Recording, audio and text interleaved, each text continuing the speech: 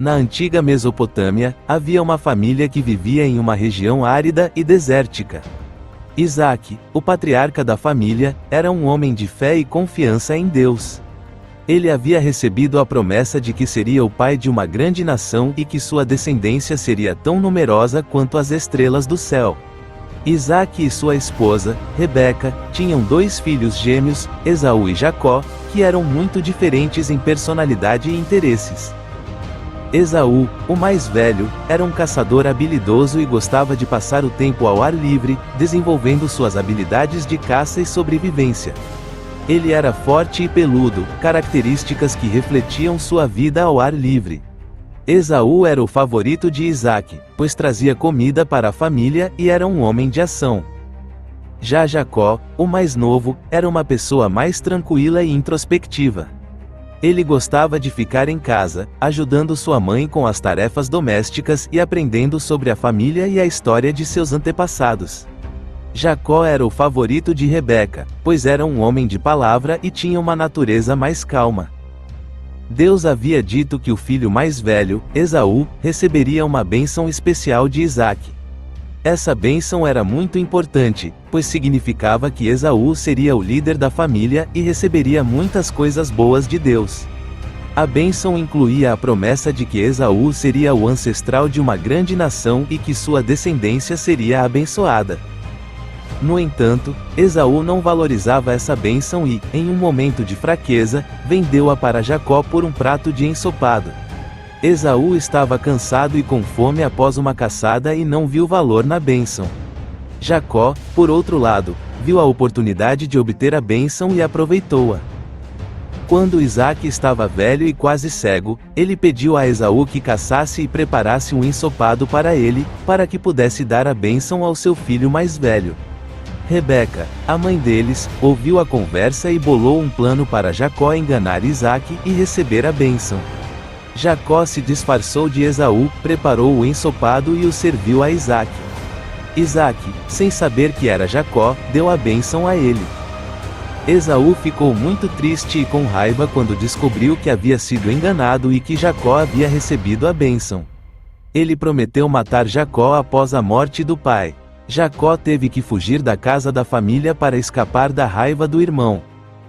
Enquanto viajava, Jacó chegou a um lugar chamado Betel, onde ele teve um encontro incrível com Deus. Ele sonhou com uma escada que subia ao céu, e anjos de Deus subiam e desciam por ela. Deus se revelou a Jacó e disse: "Eu sou o Deus de Abraão, teu pai, e o Deus de Isaque. A terra em que estás deitado, eu a darei a ti e à tua descendência. A tua descendência será como o pó da terra, e te estenderás para o ocidente e para o oriente, e para o norte e para o sul. Nela serão abençoadas todas as famílias da terra." Deus também prometeu a Jacó que estaria com ele e o protegeria em todos os lugares. Jacó ficou impressionado com a visão e disse: "Certamente o Senhor está neste lugar, e eu não sabia." Ele ergueu uma pedra como memorial e chamou o lugar de Betel, que significa Casa de Deus. Anos se passaram e Jacó estava voltando para casa. Antes de se encontrar com Esaú, ele teve um encontro misterioso com um anjo de Deus. Jacó estava sozinho à noite, perto do rio Jaboque, quando um homem lutou com ele até o amanhecer. Jacó não sabia que era um anjo de Deus e lutou com ele com todas as suas forças. O anjo não conseguiu vencer Jacó e tocou na articulação da coxa dele, que se deslocou. O anjo disse: "Deixa-me ir, pois já está amanhecendo." Jacó respondeu: "Não te deixarei ir se não me abençoares." O anjo perguntou: "Qual é o teu nome?" E Jacó respondeu: "Jacó." O anjo disse: "Já não te chamarás Jacó, mas Israel, pois como príncipe tens poder com Deus e com os homens, e prevaleceste." Jacó perguntou: "Declara-me, peço-te, o teu nome." O anjo respondeu: "Por que perguntas pelo meu nome?" E o abençoou ali. Jacó ficou impressionado com o encontro e chamou o lugar de Peniel, que significa face de Deus. Ele disse: "Vi a Deus face a face, e a minha vida foi salva."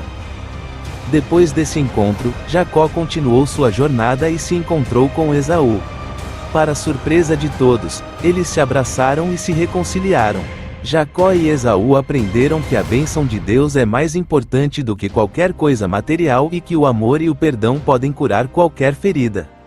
Eles também aprenderam que a família é importante e que o amor fraternal pode superar qualquer obstáculo. A história de Jacó e Esaú é um exemplo de como as pessoas podem cometer erros e aprender com eles. Eles também mostram que, com amor e perdão, é possível superar qualquer desafio e viver em harmonia uns com os outros. A bênção de Deus é um tema importante nessa história, mostrando que a fé e a confiança em Deus são fundamentais para a vida. Anos se passaram e Jacó teve 12 filhos e um deles era José, seu favorito. Jacó amava José mais do que os outros filhos porque ele era o filho da sua velhice, e também porque José era um jovem muito especial. José era o 11º filho de Jacó, nascido de Raquel, a esposa mais amada de Jacó. Jacó deu a José uma túnica especial, muito bonita e colorida, o que fez com que os irmãos de José ficassem com ciúmes. José teve 2 sonhos que o deixavam muito animado. No primeiro sonho, ele estava no campo com seus irmãos, amarrando o feixe de trigo. De repente, o feixe de José se levantou e os dos seus irmãos se curvaram diante dele. No segundo sonho, o sol, a lua e 11 estrelas se curvaram diante dele. José contou esses sonhos para os irmãos e para o pai, Jacó. Os irmãos de José ficaram ainda mais com ciúmes e raiva. Eles não entendiam como José, sendo o mais novo, poderia sonhar em governar sobre eles. Jacó, por outro lado, refletiu sobre os sonhos e guardou essas palavras em seu coração. Certo dia, os irmãos de José foram para o campo cuidar dos rebanhos de Jacó. Jacó mandou José até o campo para ver como os irmãos estavam e como estavam os rebanhos. Quando José chegou, os irmãos o viram de longe e tramaram para matá-lo. Eles disseram: "Vamos matar José e veremos o que será dos seus sonhos." No entanto, Rúben, o irmão mais velho, sugeriu que não matassem José, mas sim o jogassem em uma cisterna seca. Rúben planejava voltar mais tarde para salvar José. Então, eles pegaram José, tiraram a túnica especial dele e o jogaram na cisterna. Enquanto José estava na cisterna, os irmãos comeram e descansaram. Mais tarde, eles viram uma caravana de mercadores viajando para o Egito e decidiram vender José como escravo para esses mercadores. José foi levado para o Egito e vendido a Potifar, um oficial do faraó. José trabalhou duro e foi abençoado por Deus, tornando-se administrador da casa de Potifar.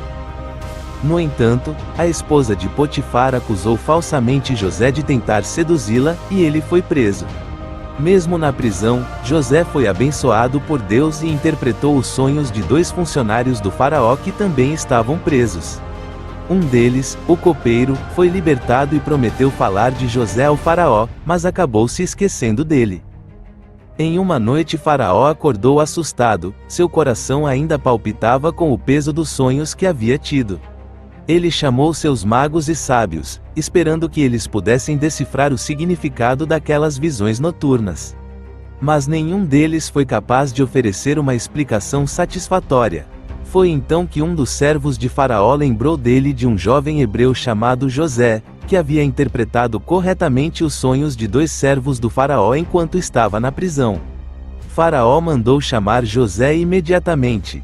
Quando José chegou à presença de Faraó, este lhe contou sobre os sonhos: 7 vacas gordas sendo devoradas por 7 vacas magras, e 7 espigas de trigo cheias e bonitas sendo consumidas por 7 espigas secas e xoxas pelo vento.